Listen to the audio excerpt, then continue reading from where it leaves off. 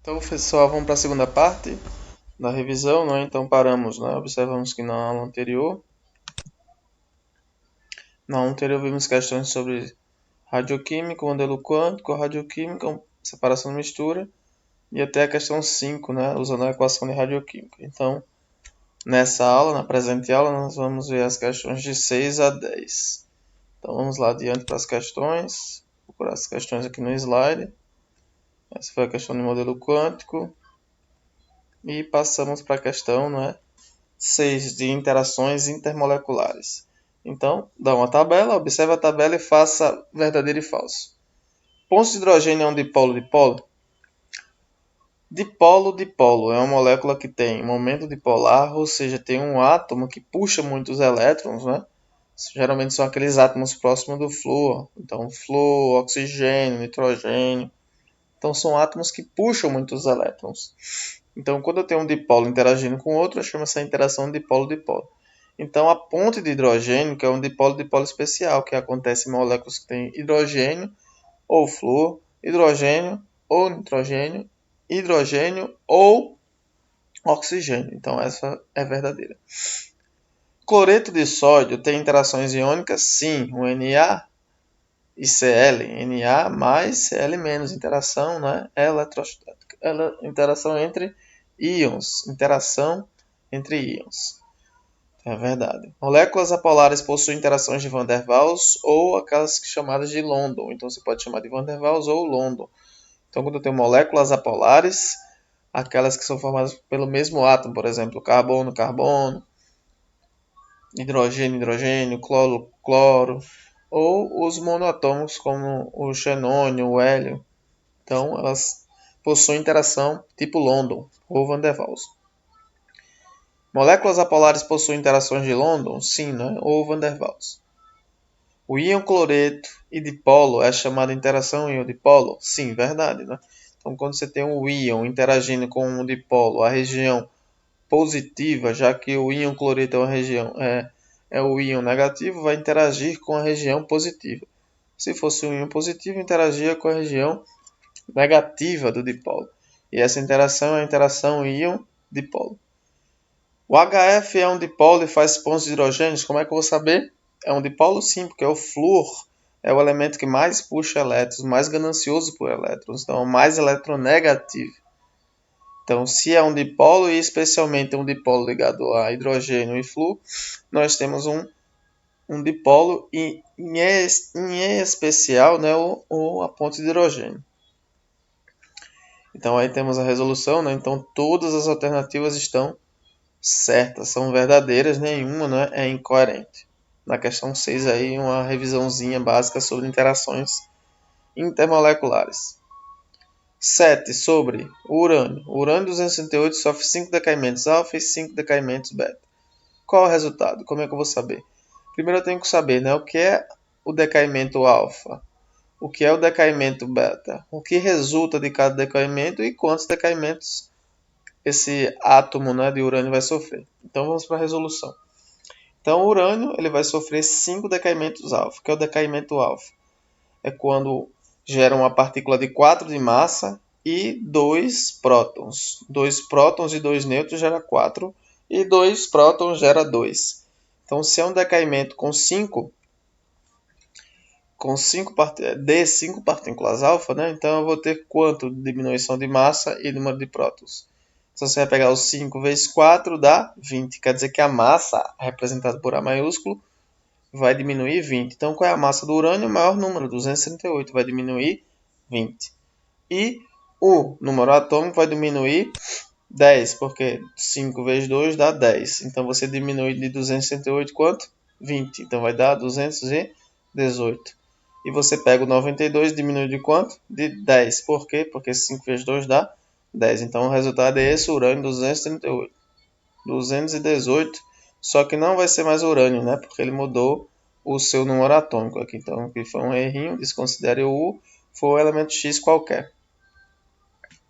Então vamos para a próxima. O beta, o decaimento beta, ele sofreu 5 decaimentos beta. Então mais uma vez aqui está representado por U, né? Mas sabemos que não é urânio. Então ele vai decair 5 vezes, né? beta vai emitir 5 elétrons do seu núcleo. Então sabemos que quando o nêutron quebra, ele vai deixar um próton que tem aproximadamente a mesma massa do nêutron e vai liberar esse elétron. Só que como foram 5, então 5 nêutrons vai gerar 5 prótons e vai liberar 5 elétrons. Então o que é que vai acontecer? Os 5 nêutrons vão se transformar em 5 prótons. Então a massa fica constante, mas a quantidade de prótons aumenta. Então temos, né, um novo elemento químico que é, por exemplo, o Y. Ele vai ficar com massa 218 e 87 de número atômico. A questão 8 é sobre funções orgânicas. Então vou dar várias estruturas para vocês identificarem as funções orgânicas. Então aqui, por exemplo, né, tem uma morfina. Então para identificar tem que saber reconhecer, tem que treinar, usar bastante a tabela e na prova, né, não vai vir a tabela. Então eu tenho um OH hidroxila ligado a um benzeno. Como é que eu sei que é um benzeno? 3 ligações, né, que são alternadas, ou seja, dupla simples, dupla simples, dupla simples, e lembra que está em ressonância. Então, benzeno ligado a hidroxila, eu tenho fenol. Oxigênio entre carbonos, ó, eu tenho éter. OH ligado a carbono, que só tem ligações simples, é álcool. Nitrogênio ligado somente a carbono é amina.